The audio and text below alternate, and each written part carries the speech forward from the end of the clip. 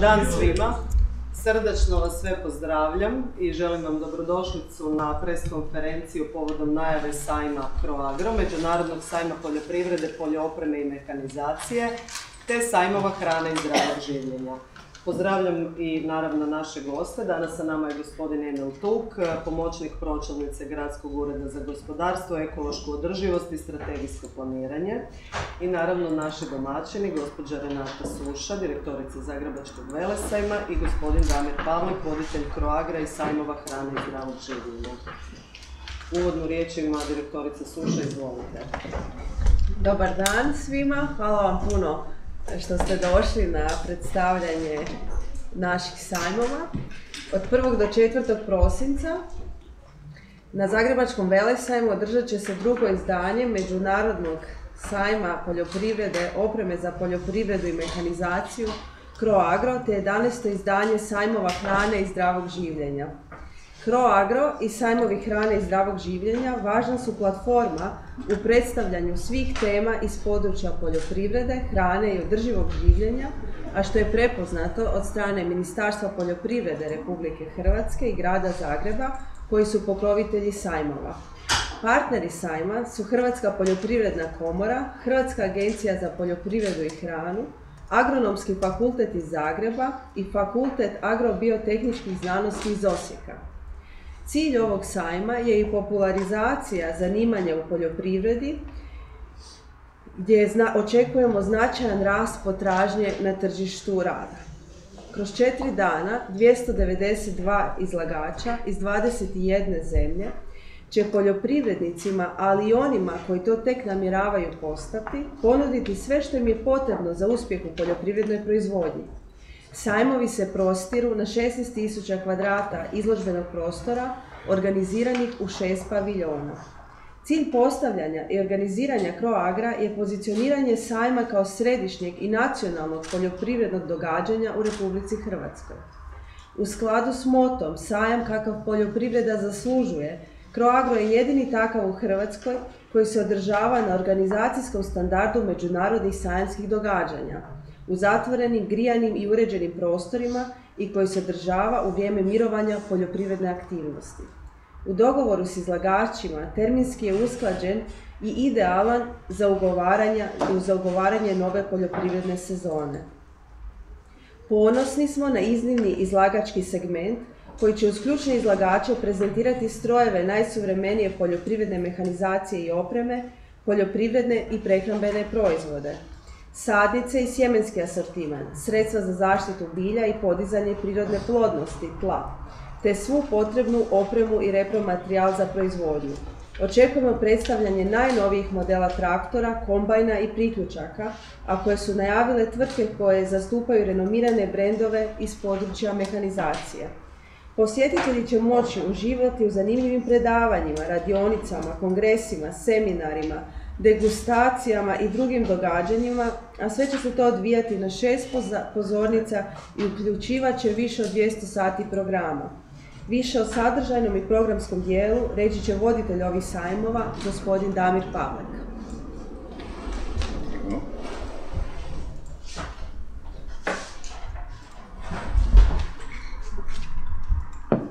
Evo, dobar dan.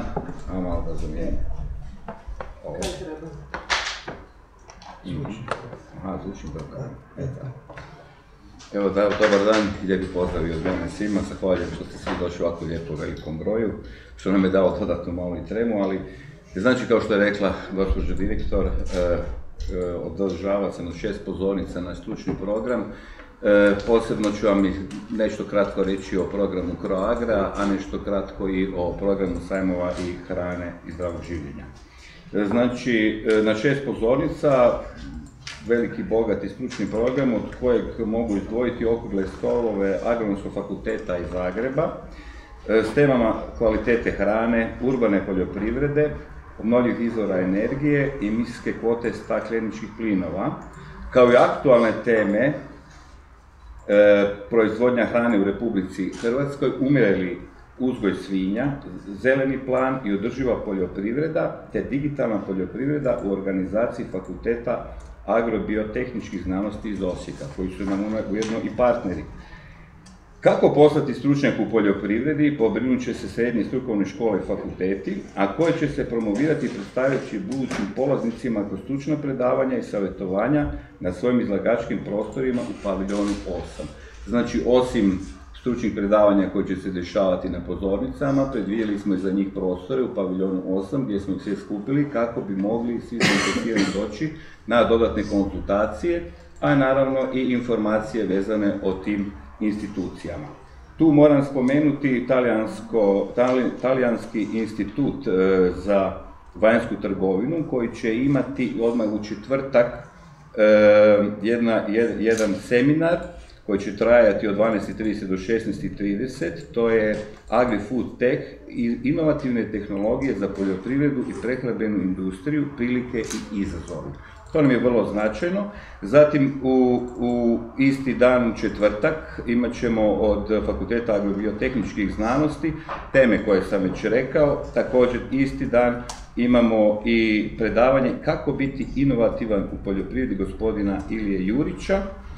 U petak ćemo imati Agronomski fakultet iz Zagreba će imati svoje 4 teme koje će odbiti od 11 sati pa sve do 14:50. I tu bi spomenuo u petak također jedan seminar i predavanje do gospodina Emila Tuka i njegovih suradnika, Zagreb za potrošače i Zagreb za proizvođače. Dalje ćemo imati tokom ovih dana, sve će to naravno se nalazi na našim stranicama detaljnije o svim događanjima koji će biti, ali bi izdvojio još Hektor robotski sustav za prskanje i skidanje mladica u vinogradu, znači nešto što je direktno vezano uz samu mehanizaciju. Imamo i panel Agrobiznis 21. stoljeća, ja vjerujem da će to biti vrlo važna tema koja će jako puno ljudi interesirati. I ono za mladi i poduzetništvo. Kako pokrenuti agrobiznis u Hrvatskoj, to je na nastavku naše promocije zanimanja u tim sektorima, odnosno industrijama, kako bi dali što više podataka i informacija upravo tim mladima koji bi se željeli baviti time i ostati u Hrvatskoj. Zato kažem da je Zagrebački velesajam uz ove sajmove jedini od sajmova koji promoviraju zanimanja u tim sektorima. Važna stvar je kad govorimo kada govorimo o zelenoj proizvodnji, imat ćemo prekrasno predavanje gospođe Dijane Posavec iz centra dr. Rudolfa Steinera, biodinamička agrokultura u funkciji održive poljoprivredne prakse. Znači, govorit ćemo o biodinamici. Sajmovi hrane i zdravog življenja, 11. put ove godine, također veliki i bogati stručni program i tu bi izdvojio, tu će se predstaviti domaći i strani proizvođači hrane, zatim proizvođači dodatka prehrani, biljnih pripravaka, proizvoda čajeva, meda, mednih preparata, a i različitih proizvoda od industrijske konoplje. Svakodnevno će se održavati radionice zdrave kuhinje, kao i priprema zdravih sokova u sokovnicima nove generacije uz mogućnost degustacija.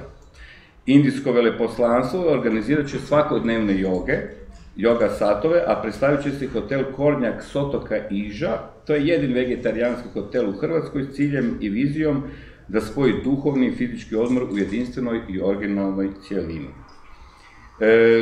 Na sajmovima hrane i zdravog življenja čeka nas i najveće nutricionističko savjetovalište u ovom dijelu Europe. To je gluten free zona za sportaše, dijabetičare i vrlo značajno će biti da ga se posjeti, da se vidi šta se oni tu nude. Važno je u tom drugom dijelu da će sudjelovati veliki broj praktičara različitih metoda i tehnika komplementarne medicine koji će na svojim izlagačkim prostorima posjetiteljima po promotivnim cijenama i neki čak i besplatno prezentirati svoje usluge. U tom bogatom programu izdvajamo i predavanje gospodina Krešimira Mišeka koji će biti u nedjelju na temu transhumanizma, kao i one udruge konoplje na temu zdravstvenih učinaka proizvoda od industrijske konoplje. Tu je gospođa doktorica Gordana Hegić koja će održati predavanje na temu istine i zablude o medu. Na Također na sajmu će se predstaviti i portugalska regija, Ribateo, kroz događaj Road Show Croatia Portugal s ciljem promoviranja poslovnih investicijskih odnosa između naše dvije zemlje u poljoprivredi i proizvodnji hrane. Ono nezaobilazno, već tradicionalno na sajmovima hrane i zdravog življenja imat ćemo i 14. međunarodni Kupedov kongres. Kuped je partner sajmova i hrane i zdravog življenja i oni će ove godine organizirati naš tradicionalni 14. međunarodni kongres na temu znanstveni dokazi u nekonvencionalnoj medicini. Sudjelovat će znanstvenici i stručnjaci iz cijelog svijeta, od kojeg izdvojio Amerika, Velika Britanija, Francuska, Ukrajina, Slovenija, Austrija, Njemačka, te izložit će svoja istraživanja i iskustva iz ovog područja. Glavna tema ovogodišnjeg kongresa su aromatska svojstva eteričnih ulja u inovativnim proizvodima tvrtke Lovelight, koji su dobili brojne svjetske nagrade zbog svoje kvalitete i učinkovitosti i sada su došli u Hrvatsku da predstave i taj dio svojeg asortimana. Ostale teme kongresa su različita iscjeljenja dokaziva medicinskim nalazima, razmjena iskustva u terapeutsko-iscjeliteljskom radu, nova otkrića, dodaci prehrani i terapeutsko-iscjeliteljske metode, istraživanja o terapeutskom učinku medicinskog kanabisa, pravna regulativa, edukacija i trajno usavršavanje terapeuta i iscjelitelja. Radno vrijeme sajmova je od 1. do 4. od 10 do 19 sati, ulaznice su 20 kuna, parking ispred velesajma je besplatan, znači za svakog smo našli po nešto, vjerujem da će svi i doći će cijele obitelji, kao što je rekla direktorica, polja miruju u ovo vrijeme, počinje veliki i lijepi advent u Zagrebu i to je još jedan razlog da evo što većem broju ljudi dođu i da nađu nešto za sebe i svoju obitelj, bilo na profesionalnom, ali i običnom životu. Ispričao. Ovo je moja hvala. Možemo se.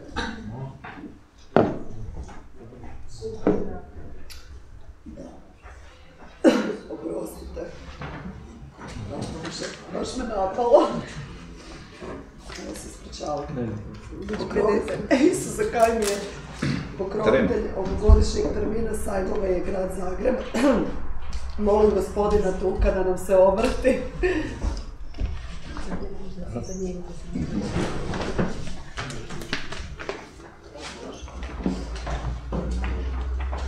Hvala vam lijepa. Evo ja vas sve najsrdačnije pozdravljam u ime gradonačelnika grada Zagreba, gospodina Tomislava Tomaševića, ujedno i pokrovitelja ove manifestacije, u ime cijele gradske uprave, naravno u ime Gradskog ureda za gospodarstvo, ekološku održivost i strategijsko planiranje, osobno vas također pozdravljam.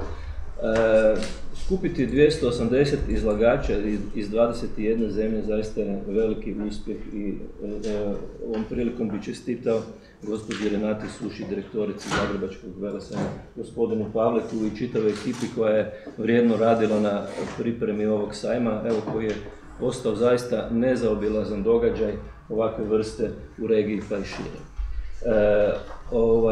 Grad Zagreb ove godine sudjeluje također sa određenim programom na ovome sajmu. U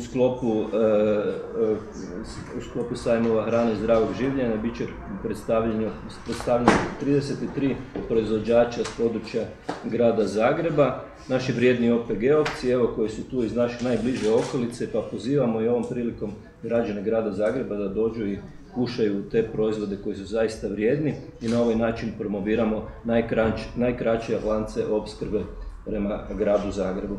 Isto tako u stručnom dijelu programa predstavit ćemo ono što grad Zagreb radi za potrošače, a isto ono što grad Zagreb radi i za proizvođače. Znači, grad Zagreb je potrošačko središte i na neki način zadatak je grada Zagreba da osim proizvođača koji djeluju na području grada Zagreba pomogne proizvođačima iz ostatka Hrvatske. Tržištem, naravno.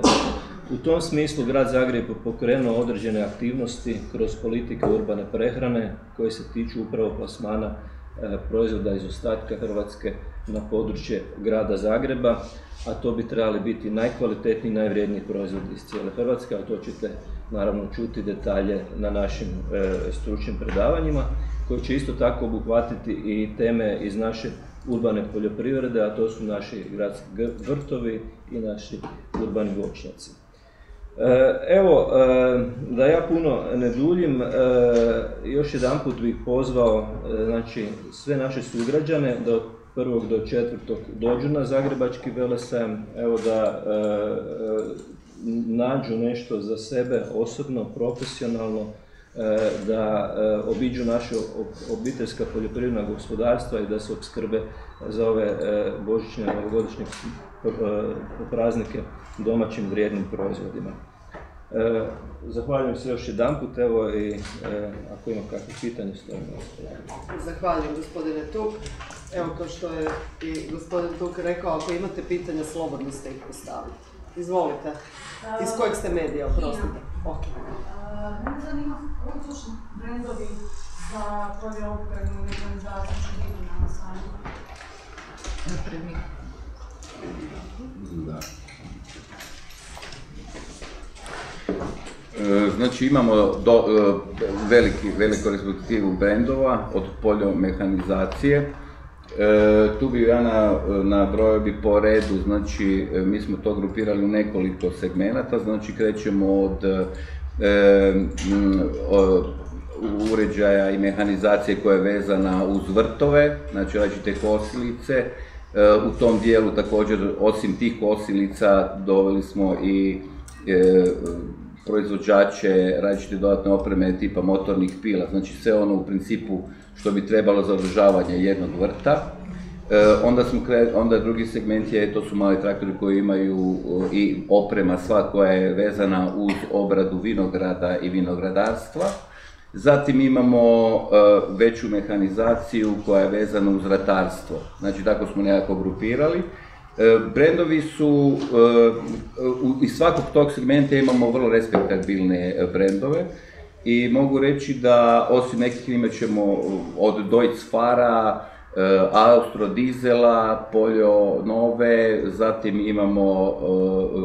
imamo italijanskih nekako od Goldonija, imamo jednim dijelom i hrvatskog proizvođača iz Istre, tako da kažem, evo, skupili smo vrlo respektabilni broj brendova. Koliko će OPG-ova biti na sajmu? Broj OPG-ova, znači, bit će ih negdje oko, ja mislim da negdje oko 30-ak, 40-ak, i oni su u sklopu sajmova hrane i zdravog življenja. Nama je vrlo drago da će oni doći, predstavit će se, moram tu reći da će doći od strane Ministarstva branitelja koje je organiziralo svoje zadruge i OPG-ove, to su branitelji koji se bave i oni će isto biti, njih će biti jedno 17, tako da evo, nekako smo pokušali tu socijalnu komponentu provući kroz naše sajmove, da bi pokazali tu našu širinu i tako da i putem Ministarstva branitelja dolaze i zadruge i OPG-ovi. I još jedna stvar je važna, da su svi ti OPG-ovi u principu i kupci ovoga velikog sajma. Znači ja bih spomenuo još jedanput, radi se o dva sajma. Jedan sajam je Croagro, a drugi sajam su sajmovi hrane zdravog življenja i de facto ti ljudi koji proizvode OPG-ovi tu hranu, oni su i kupci ovoga sajma. Tako da smo napravili tu jednu cjelinu. Zaboravio sam reći još jednu vrlo važnu stvar, znači mi ćemo tu imati, nismo dovoljno možda naglasili, znači imat ćemo upravo urbanu poljoprivredu ili poljoprivredu u gradovima. Mi smo u Zagrebu, u samom gradu, a s obzirom na sve ove događaje koji se dešavaju u proteklo vrijeme i rata u Ukrajini, mislim da i veliki je interes u tome ljudi, da svako ko ima neki komadić zemlje, da ga što bolje iskoristi, pa eto, to će nam biti jedna od tema koju ćemo obraditi, a naravno mi smo ovdje osigurali i sve ono što će tim poljoprivrednicima ili koji bi to željeli postati ovdje omogućiti da dođu do svih informacija na jednom mjestu. Znači, koji će biti poticaji u 2023. na koji način ih mogu ostvariti, a sigurno i kako se oni za sve to mogu pripremiti i šta im sve treba, bilo da su mlađi i stariji. Tu smo također ciljali na tu braniteljsku populaciju jer eto, da i njima otvorimo još jedna vrata, da i oni mogu doći i sudjelovati i aktivirati se što više mogu na tom polju. Ima možda još netko? Evo, onda smo došli do kraja, ako vam je sve ostalo jasno, sažeta i detaljna presna informacija. Ja vas ovim putem pozivam još jednom na svečano otvorenje sajmova u Kongresnu dvoranu Zagrebačkog velesajma 1.12. u 11 sati. Eto, hvala vam svima na dolasku.